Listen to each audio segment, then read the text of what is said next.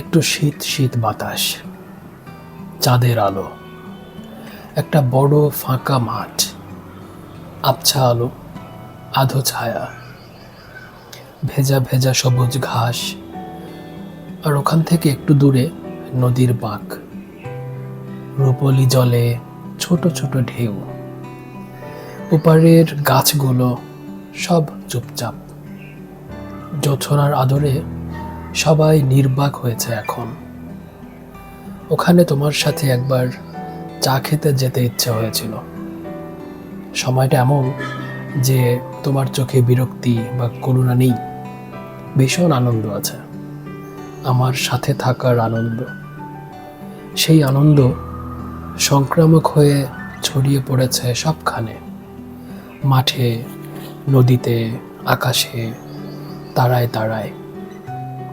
তোমার হাসিতে অভিনয় নেই, বাড়ি ফেরার তাড়া নেই, শাসনের ভয় নেই, মৃত্যু নেই, শুধু জীবন এবং জীবন।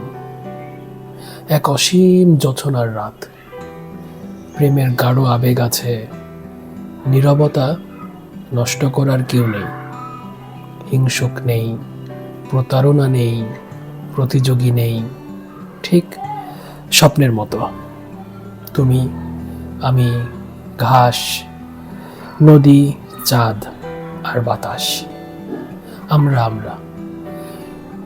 কিন্তু এই রাত সব পুরুষের জীবনে আসে না, কারণ শুধু নারী হলেই প্রিয়তমা হয় না।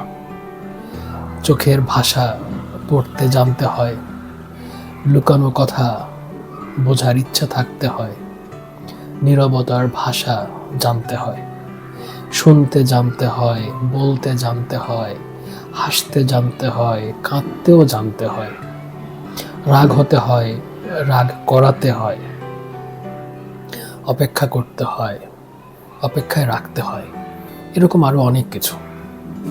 তারপরেই না প্রিয়তমা।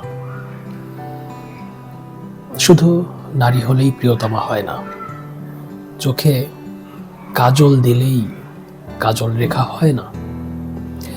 জোছনার রাত সবার জেগে থাকার জন্য না, যে প্রেম বোঝে তার জন্য।